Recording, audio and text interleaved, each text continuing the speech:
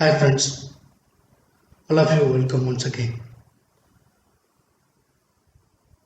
Today lecture is we are discussing about isolation and separation of nucleic acids from E. coli. So the third step of isolation of genomic DNA, separation of nucleic acid is separation of DNA from the other cellular components. It's otherwise say removal of cellular components from the reaction. This is the third step we can going to employ. How we remove the other cellular components. This is very interesting step in the isolation of genomic DNA. So carefully listen. So before DNA get precipitated, we must remove the all proteins. So the removal of all protein, otherwise called deproteination or deproteinized. So the solution must be deproteinized, then only we get purified form of DNA. So please get to me. How it will achieve means this deproteination achieved by phenylchloroform and isomeryl alcohol followed by centrifugation. So phenylchloroform, isomeryl alcohol is the to play the important role. How means?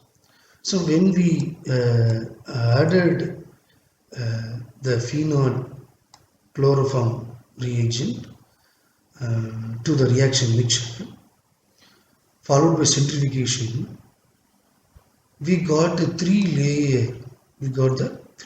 After centrifugation, after addition of phenol chloroform reagent, the reaction mixture produced the three layers. Here look like this is the three layer mixture. This is cell-free extract. This is the removal of cell dead bits in the aqueous phase. Aqueous phase contains DNA, RNA, protein. Yes. The aqueous phase transferred into new F&F tube. This is called cell extract. This contains DNA, RNA, protein. And we mixed with the phenol chloroform reagent. The phenol chloroform reagent, otherwise called organic reagent, or the extraction of the DNA using organic solvent is called removal of contaminants by the organic extraction. Okay, we are subjected to the phenol chloroform reagent and mixed with the phenol chloroform reagent. So after centrifugation, we got a three layer. The bottom layer is phenol chloroform. The interface layer is the coagulated protein. The aqueous phase containing RNA and DNA.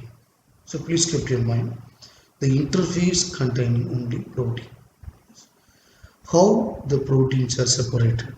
So that means phenol chloroform to remove the protein.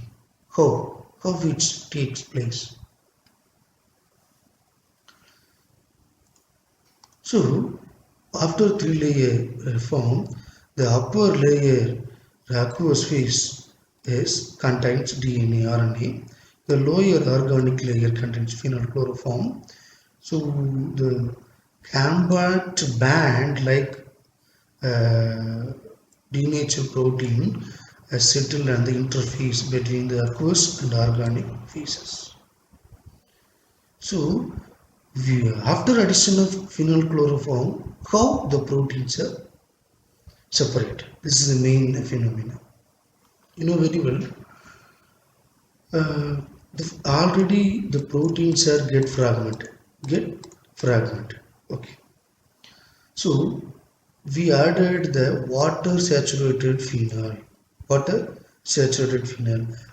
addition of water saturated phenol and chloroform, we are shaking the reaction mixture in very gentle nature. During the shaking, the water saturated phenol to denature the protein, not in the nucleic acid. This is very important. The phenol to once again denature the protein. This denature means SDS denature means to broken down the sulfide bond and other bonds in the structural protein and converted to linear form. After proteinase K treatment, the proteins are get fragmented. So the protein fragments reacted with the phenol, so the proteins get aggregated, and form a band like structure. Moreover, the chloroform will cause surface denaturation of the protein. Surface denaturation of the protein. So in the phenol, chloroform, the water saturated phenol to involve the denaturation. This denaturation is differ from the SDS denaturation. This denaturation is aggregated denaturation. Completely aggregated, because you know very well phenol is highly reactive. Chloroform are highly reactive. Both highly reactive agents reacted to the protein and finally aggregated each other. Yes. So this is it takes place in the interface. Finally, after centrifugation, this band have some molecular weight, so it's settled between the aqueous phase and organic phase.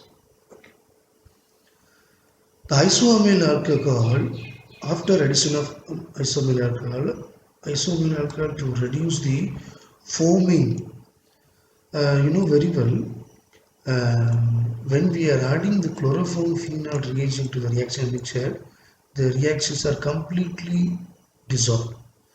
So when the protein dissolved in the solution, it's get foaming. So for avoid this foaming, we are adding isoamyl alcohol. So isoamyl alcohol reduce the foaming and stabilize the interface protein. The interface protein stabilization was also maintained by the addition of isoamyl alcohol. So finally, isoamyl alcohol do the two functions. One is reduce the foaming and stabilize the interface band or interface the protein. So this is very important. Okay, here is mentioned very clearly, and this is the interface protein bands. Because removal of protein from the DNA is more important in the third step of isolation of genomic DNA, because this is a major contaminant. So once we remove the protein from the DNA, moreover, you can do the phenylchloroform extraction repeatedly, maybe do the 3 or 4 times. 3 or 4 times the phenol extraction we can do it. We can completely remove the protein molecule from the DNA. Yes, the same principles behind. Okay. So after the 3 to 4 times of phenol extraction, we are going to the DNA precipitation by the ethanol, addition of ethanol, especially ice cold ethanol. Yes. Once again,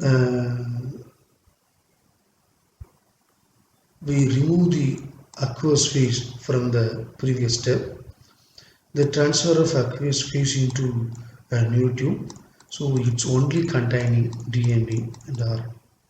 Yes. This DNA And the upper aqueous phase containing nucleic acids, then separated by the addition of ethanol, because the ionic nature of DNA become insoluble in the aqueous medium. Yes. So the aqueous medium containing DNA become insoluble. So if you are adding the less polar solvent like ethanol, so the less polar solvent insoluble DNA get soluble, the DNA gets soluble in the DNA. So the RNAs are removing. RNAs are. So this RNAs are escaped RNA after treatment of RNase enzyme. Once you are treated the RNase enzyme, the completely RNA get removed. Even though small amount of RNA present in the aqueous phase, we treated with the phenol, so the entire DNA can dissolve. So the DNA forms a thread-like structure after binding with the ethanol. After binding the ethanol, the DNA get precipitated and form thread-like structure. Yes. This process called spooling. So we can remove the DNA using glass rod or sterile stick. Yes. This DNA solution add the ethanol and the salt solution. You know very well, addition of salt or alkaline condition, the DNA get soluble. Yes. Okay. After centrifuge, we can get the pellet. So this is the DNA pellet. Especially this ethanol precipitation doing 1 or 2 times, we can get a purified form of DNA. The isolated DNA still become contaminated. Some proteins and RNAs. So for removal of the proteins and RNAs of the spooled DNA in the saline medium, repeating the chloroform isolamine alcohol followed by ethanol precipitation, you get purified form of DNA. Yes. So please keep your mind. Maybe the phenol extraction, phenol chloroform extraction, and the ethanol precipitation. These 2 steps are once again repeated 1 or 2 times for getting the better purified form of DNA.